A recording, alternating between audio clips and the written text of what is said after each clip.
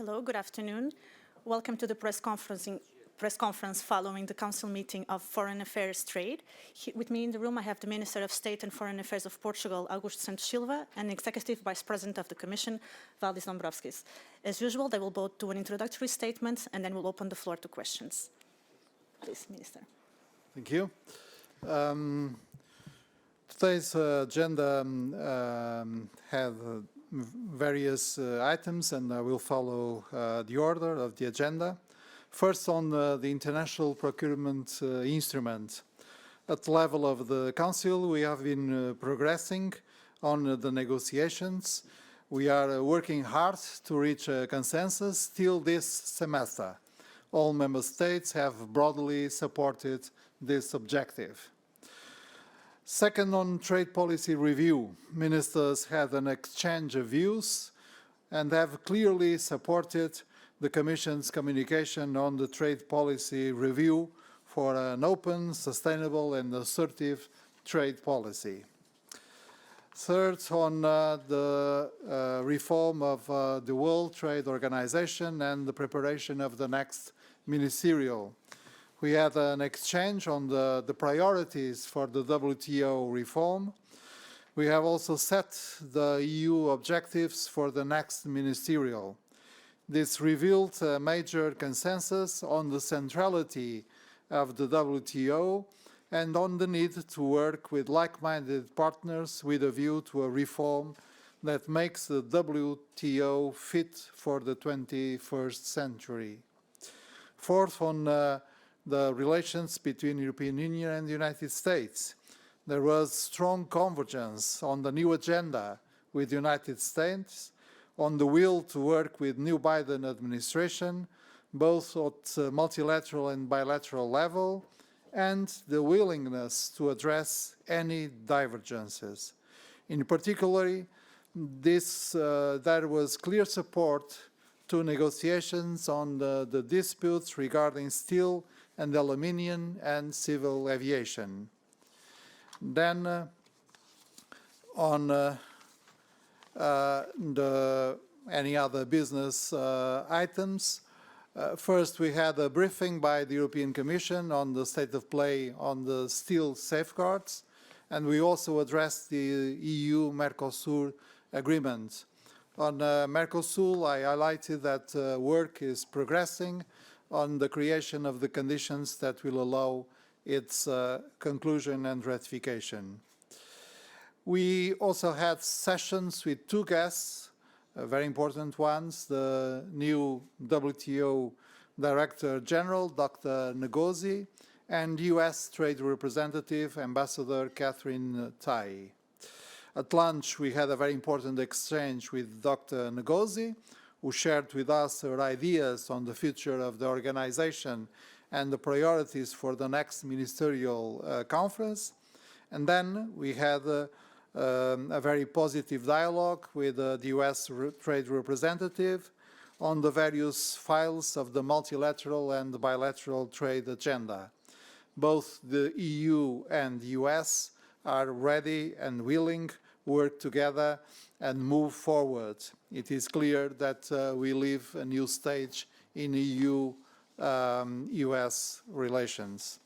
And finally, I would like to refer to the fact that today the Council has adopted an amendment to the recommendation on temporary restriction on the non-essential travel into the EU and the possible lifting of such a restriction. So far, third countries could only be included in the list of countries not to be affected by a restriction on a non-essential travel into the EU if their 14-day cumulative COVID-19 case rate was below or equal to 25 per 100,000 inhabitants. That threshold has now been raised to 75. In addition, Member States will from now on have the possibility at national level to lift that restriction with regard to travelers from third countries who have received the last recommended dose of one of the authorized COVID vaccines at the latest 14 days prior to entering the EU area. In this national decision, Member States should take into account reciprocity granted to the EU area. In order to meet the challenge of high-risk variants, an emergency brake has been introduced. It is a very important measure that allows us to keep protecting the health of our citizens. At the same time, we may reopen to other countries and citizens under the adequate conditions. Thank you. Thank you, Minister. Executive Vice President, please. Honourable Mr. Minister, ladies and gentlemen, since this is a last Trade Ministerial Council under Portuguese presidency, I would like to thank Portuguese presidency for your very successful work and for excellent cooperation between your presidency and European Commission. Let me also start with the international procurement instrument, where it must be said that under a Portuguese presidency we made decisive progress, and I thank you for all the work and effort which has put into making a compromise proposal, and one can say indeed now we can be confident that we will be able to arrive at the agreement shortly and move towards a trilogue stage on this important legislative proposal. Then, to highlight some of the elements of today's agenda, first of all, I would like to thank WTO Director General, Dr. Ngozi Okonjo-Iweala, for her visit. We had a very good and constructive discussion today, covering a broad range of topics. Topics related to the reform of the World Trade Organization and the restoration of the functioning of the appellate body. We shared the ambition to swiftly reach agreement on fisheries subsidies, discussed deliverables for the next ministerial conference later this year, and this is going to be the first ministerial conference, WTO ministerial conference in 4 years' time. So it's very important that it's successful to give new impetus to the organization. And we obviously discussed important trade and health issue. As regards trade and health, I also briefed ministers on Commission's comprehensive approach to achieve full global vaccination. We continue to play our part, and we have exported more than 210 million doses out of the EU. We have massively financed COVAX facility and shared our vaccines via COVAX, up to 67 million doses so far, and also bilaterally. Team Europe is now working to significantly ramp up donations through COVAX in the second half of the year. And there is also vaccine sharing, which is ongoing through the EU member states. So far, vaccine sharing of 11.1 million vaccines have been announced, out of which 9 million is shared via COVAX. But there is still lots of work to do. So I informed ministers on our holistic approach to the COVID-19 crisis, encompassing 3 headline actions. First, ramping up vaccines production. This requires closer collaboration between vaccine innovators and manufacturers who have available manufacturing capacity. Also, it implies that WTO members should support expansion in production of COVID-19 vaccines, therapeutics and their inputs. And third, governments should encourage manufacturers and developers to expand production and ensure the supply of vaccines and therapeutics at production cost to low and middle income countries. Second headline action, we need to remove obstacles to vaccines reaching the places where they are most needed. So we need more transparency on production and supply chains. All governments should avoid or limit export bans or other export restrictions. and no restrictions of any kind should be applied to supplies on COVAX, and no measures should be taken that limit trade in inputs necessary for vaccine and therapeutics productions. And third, governments should facilitate knowledge sharing.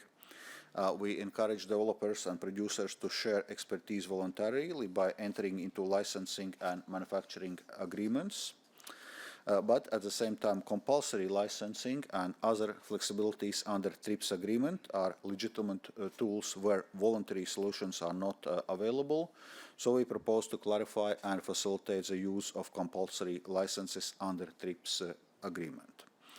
And we are also open to discuss other effective and pragmatic solutions to further boost global vaccine production, as long as they contribute towards the objective of expanding production and facilitating equitable access to vaccines and therapeutics. Now let me turn to the EU-US relations. So today we welcomed US Trade Representative Catherine Tai for some productive talks via video conference. All in all, it's now more than 100 days since the Biden administration is in office, and we had seen many positive developments and much more active engagement between EU and US. Just to mention some of the initiatives which had been done already this far. First of all, US unblocked the process of nomination of the WTO Director General. We reached agreement on a suspension of tariffs in Airbus-Boeing case. US re-engaged on the OECD process on digital taxation and corporate taxation in 21st century. Also, US rejoined Paris Agreement and is now contributing constructively to the broader trade and climate agenda. So there are many positive developments, and we must build on this.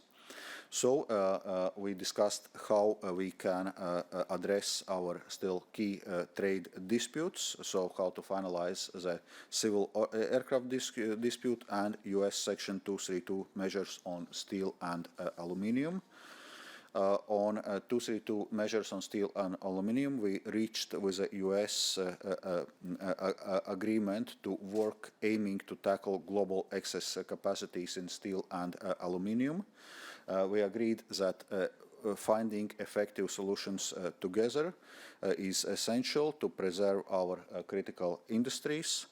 And as part of this constructive dialogue and to support a successful EU-US summit in June, we will propose to member states to temporarily suspend the second part of EU countermeasures that were due to enter force into 1st of June. And our objective remains a full and final removal of all US Section 232 tariffs towards the EU and correspondingly our countermeasures, to do this as soon as possible, but in any case by end of the year.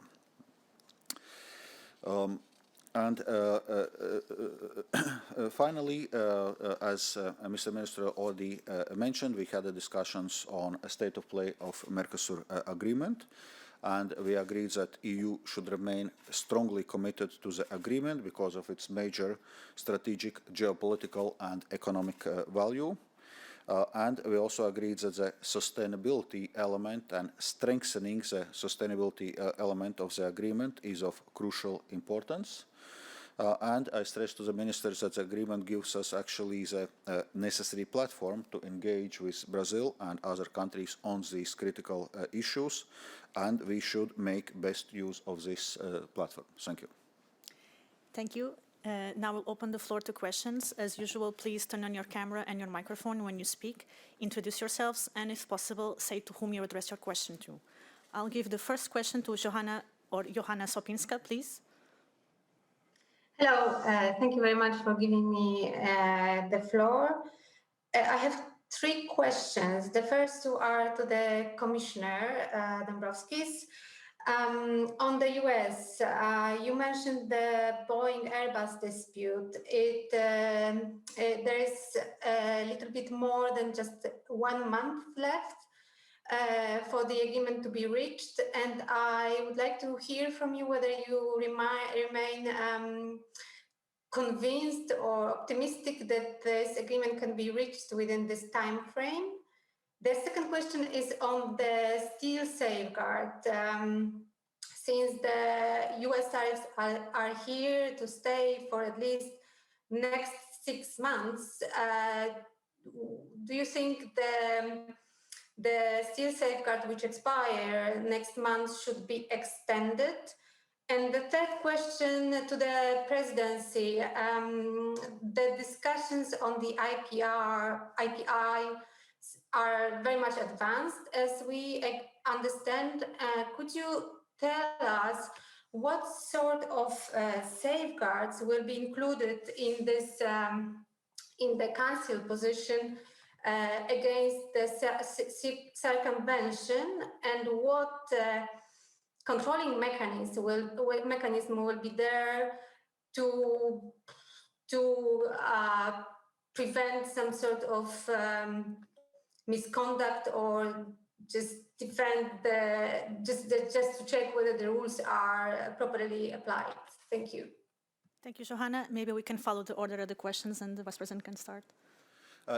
So on the first question on Airbus-Boeing dispute, indeed we have until 11th of July to reach the agreement on future disciplines in the area of large civil aircraft manufacturing, and we are working with this deadline in mind. We had intensive and broad discussions with, on this topic with US Trade Representative Catherine Tai last week. And also during today's video conference, she confirmed this timeline, so work with aim to reach the agreement by 11th of July.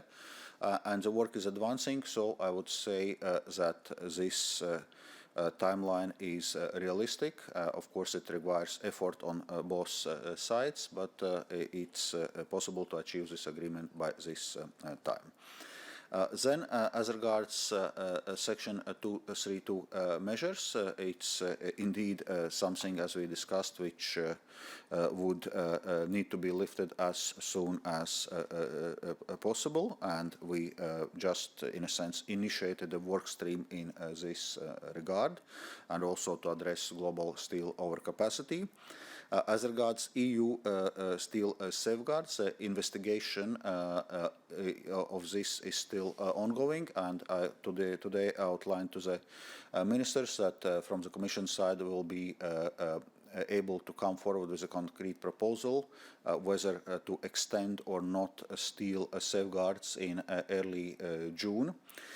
In any case, it's a complex issue to assess. On one hand, the effects on EU steel industry, on another hand, effects on the user industries, and it's worth noting, if we extend safeguards beyond 3 years period, as it would be the case now, we open ourselves to the legal retaliation from third countries, which then have a right to retaliate, for example, by increasing tariffs on EU exports. So it's all those factors which we need to take into account when taking a decision in this regard. Thank you. Thank you. Minister, please.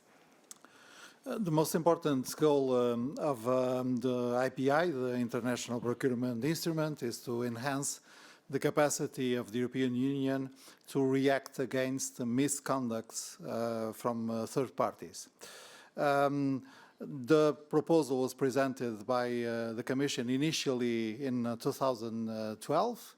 Then in a new version in 2016, it was possible during the Portuguese presidency to accelerate the legislative process in the European Union. So we had this morning public session in which we could assess an overall consensus, a very broad consensus, if not an unanimity, concerning this proposal. So our expectation is that by the beginning of June, the co-repair, the permanent representatives, can meet an agreement in the Council in order to start negotiating the trilogues with the other co-legislators.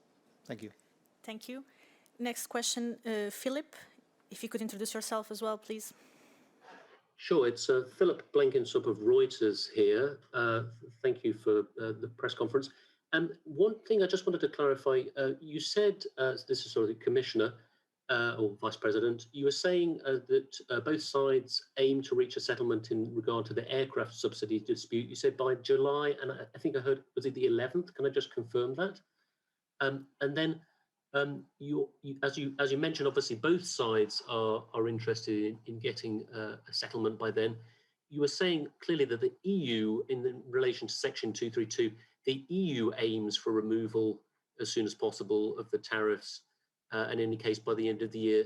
What is your understanding of the US position? Do they also share this objective to remove their own metals tariffs and obviously the retaliatory EU tariffs by that time frame as soon as possible and by the end of the year? Maybe you can just also just give us kind of a sense of how the discussions went, how long was it with Ms. Tai, who spoke, and just finally, in relation to your talks with the WTO Director General, you obviously have made a presentation, or you will make a presentation to the WTO in relation to your plan to boost vaccine production. And I just wondered if you had got some sort of initial reaction from Dr. Ngozi on that plan. Thank you. Yes. First of all, on aircraft, on Airbus-Boeing dispute, I may be mistaken now. It's either 10th or 11th of July, which is a deadline when the 4 months expires, and we are working with this timeline in mind. Then, as regards the Section 232 tariffs, that's exactly the agreement we reached on Monday. Together with USTR, Catherine Tai, and Secretary of Commerce, Gina Raimondo. And we are now working on this basis where we clearly state that we want to resolve those issues by the end of the year. So that's our joint agreement, and that's what we are working on. Then, as regards the EU initiative on the accessibility of vaccines, we discussed it both today during the exchange of views with WTO Director General, Dr. Ngozi, but we had actually quite detailed discussions yesterday when I had a bilateral meeting. I would say first reactions are positive. And certainly there is a shared goal of improving accessibility of the vaccines across the world, including to developing countries. And so we are working with this goal in mind and looking what are the quickest and most effective ways to reach this goal. Thank you. I don't know if Minister wants to add anything or if we move on. Thanks. Okay, so next question to Giorgio Leali, that seems to be having some technical issues with the function to raise hand, but still, please, Giorgio. Thank you very much, and thanks for this press conference. The trade policy review, the conclusions on the trade policy review were supposed to be adopted today, or they were on the agenda. Could you please confirm that the Council didn't adopt conclusions on that topic, and maybe both to Vice President Dombrovskis and to Minister Santos Silva, could you explain us why Member States didn't manage to find an agreement on that? Thank you very much. Thank you. Minister, please, you can start. Thank you very much. Very simple reason. We were working hard, but still we didn't yet arrived to the necessary consensus. It is necessary consensus to approve the conclusions. The conclusions is a very important instrument of the Council. As I already noted, there was broad support to the Commission's communication on the trade policy review, but still we have to work a little harder to reach consensus between the member states. So it's an ongoing work. Thank you. Executive Vice President, please. Well, yeah, as Minister already said, indeed, there was a broad support expressed by member states for the Commission's revised trade policy strategy. All member states supported the principles of openness, sustainability and assertiveness in Commission's communication and the balanced approach taken on overall strategy. And I reminded also the ministers that the mindset behind this strategy is open strategic autonomy, which means staying open for global cooperation, business and trade, and on the other hand, strengthening our own tools to defend our interests when we must, in a sense, acting multilaterally whenever we can, and being ready to act unilaterally whenever we must. Indeed, the conclusions were not reached today, but clearly there's going to be further discussions, but all in all, we sensed a broad support for the approach taken. Thank you. Next question, Christoph Herwarts, please. Thank you for the question. It goes to Mr. Dombrovskis. In the Parliament yesterday, you said that your proposal to the WTO would include disciplines on restrictions when it comes to vaccines and components. What do you exactly mean by discipline? Christoph, can you repeat your question because you got cut off for a moment? I'm sorry. Yesterday you said you want to include disciplines of export restrictions in your WTO proposal. What do you mean by disciplines when it comes to export restrictions on vaccine and components? Do you want to force countries to have their restrictions with this? Okay, as regards disciplines, it's maybe somewhat technical term used in WTO.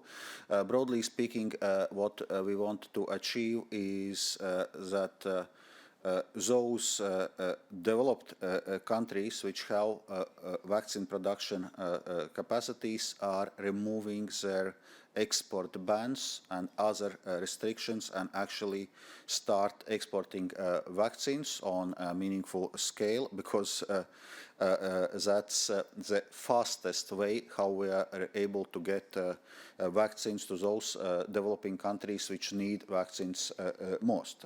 EU is exporting around half of our vaccine production, but unfortunately this is not nowhere near being matched by other developed countries. So that's basically what we are calling for, and also not to have restrictions on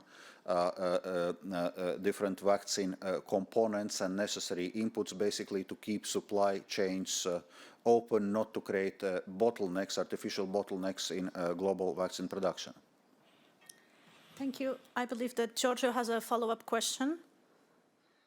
Yeah, thank you very much. So it's follow-up on what you said before. Thank you very much to both for your answers. I was just wondering on which part, since it is a very broad strategy, which are the sticking points, on which part you still haven't reached a final consensus.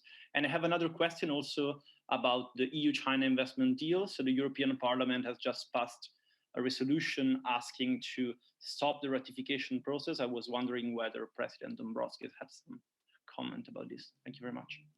Thank you, Giorgio. Vice President, please. Well, I think Mr. Minister is better positioned to give a summary of discussions in Council concerning the trade policy review. As regards EU-China comprehensive agreement on investment, well, this is something which we had been making very clear also from a European Commission side, that while on one hand, the economic case for the comprehensive agreement on investment remains in place, because it allows us to rebalance our economic relationships, which are currently unbalanced. So there are substantial new openings in an area of market access, level playing field, but also in area of sustainable development from the Chinese side. But we cannot see this process of ratification outside of the broader context of EU-China relations, and the fact that China has introduced its retaliatory sanctions, including against members of European Parliament, is certainly not a conducive environment for working towards the ratification of the deal. Thank you. Minister, please. Yeah, from my side, well, there are still 3 issues to work on. The first one is this: we all agree with the 3 pillars of the Commission's communication, meaning openness, assertiveness, and sustainability. The tricky question is how do you interpret the motto of openness? We have to reinforce our strategic autonomy, but remaining open to other economies and remaining open to, for instance, trade agreements. In what sense? There is still work to do in order that we can all together define in the same way what that sense is. Secondly, we all agree that let's call it the environmental clause is very important, the climate action clause is very important. Is this clause applicable only to future negotiations or indeed already to ongoing negotiations? We have still work to do on this issue. And finally, the issue related with the agreements, trade agreements with Mercosur and other Latin American countries. There are still work to do in order to define what could be the additional instrument we are looking for to have further guarantees in terms of sustainability and combat against deforestation. Thank you. Thank you. If there are no further questions, I think we can close. I will just give you a few seconds in case anyone has one last minute pressing issue to ask. It doesn't look like it, so thank you so much for joining us today and have a nice evening.